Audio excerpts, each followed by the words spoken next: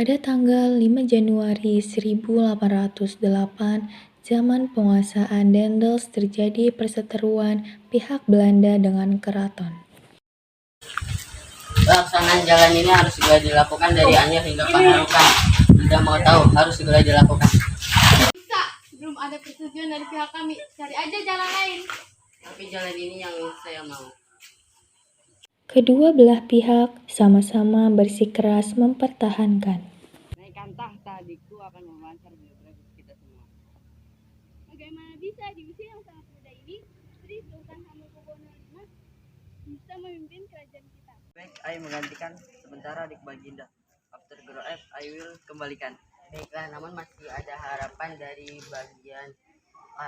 bagian kasta keturunan wali di Ponegoro. Mana bisa seperti itu? Posisi yang seberat itu masih ada tolakan. Baiklah, kalau tujuannya untuk mensejahterakan rakyat. Kepemimpinan Smisor membuat rakyat menderita.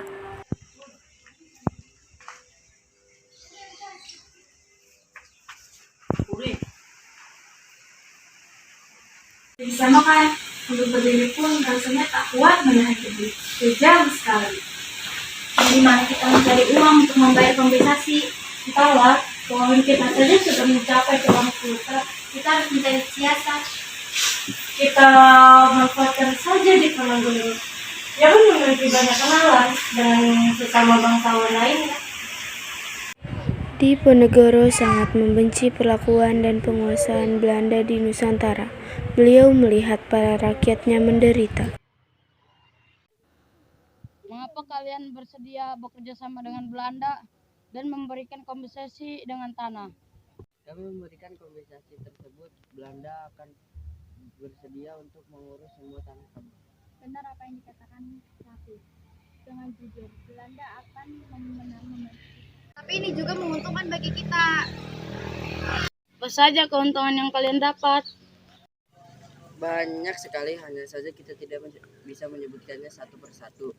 Intinya, kita akan tetap bekerjasama dengan Belanda. Setelah Pangeran Diponegoro tahu, beliau memerintahkan rakyat untuk mencabuti patok-patok tersebut. Kemudian Pati dan Nurejo datang.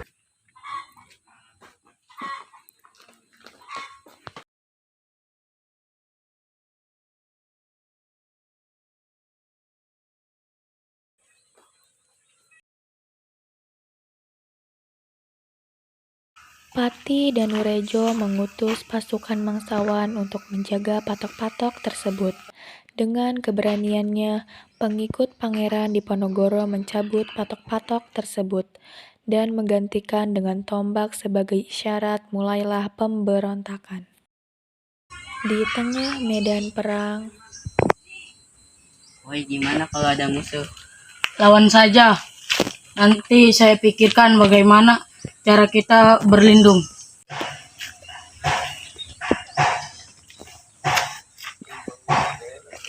Mari kita membuat peta pertahanan di Gua Selorong itu. Siap Tuhan, akan kami lakukan demi perjuangan kita bersama.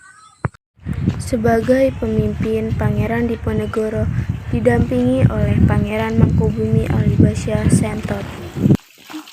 Kuatkan pasukan kita untuk melawan perang di Ponegoro. Tetapi kita harus benar-benar memperkuat pasukan kita. Bagaimana jika kita meminta bantuan dari Sumatera Barat?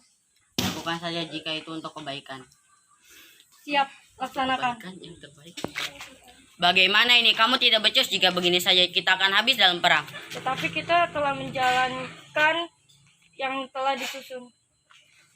Akan kubangun benteng. Pada tahun 1824, perlawanan Diponegoro pun berhasil dikalahkan oleh Belanda. Para pemimpin yang membantu Diponegoro mulai banyak yang tertangkap, walaupun perlawanan rakyat masih terjadi.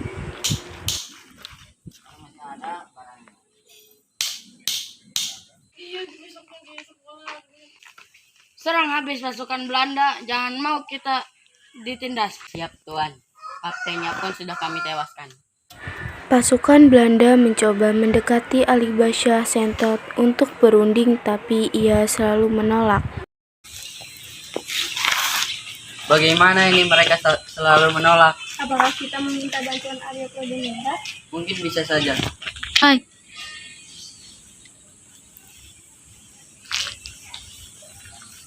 Mengapa kau tidak mau menerima rundingan dari Belanda? Untuk apa? Belanda kan musuh kita. Yang ku tahu Belanda itu mengadakan rundingan dengan memberikan banyak keuntungan.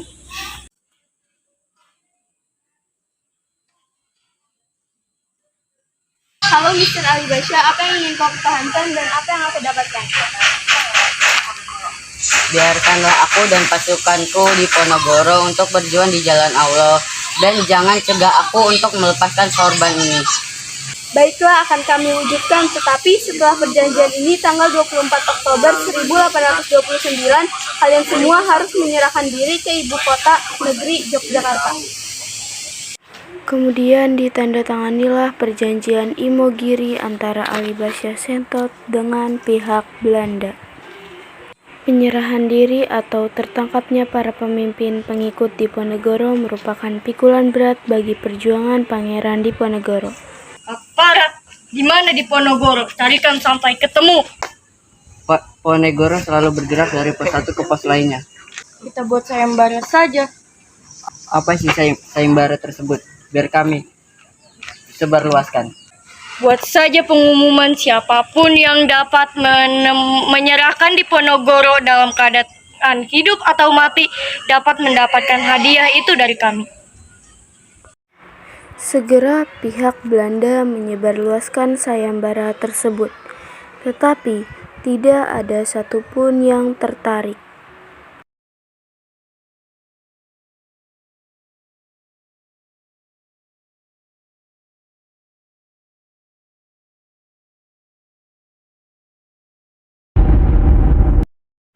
Pihak Belanda berhasil menemukan Diponegoro di daerah Gombong. Tipuan dari Belanda berhasil menyerahkan Diponegoro dalam keadaan hidup. Kemudian, ia dikirim ke Semarang dan menuju pelabuhan untuk diasingkan ke Sulawesi Selatan.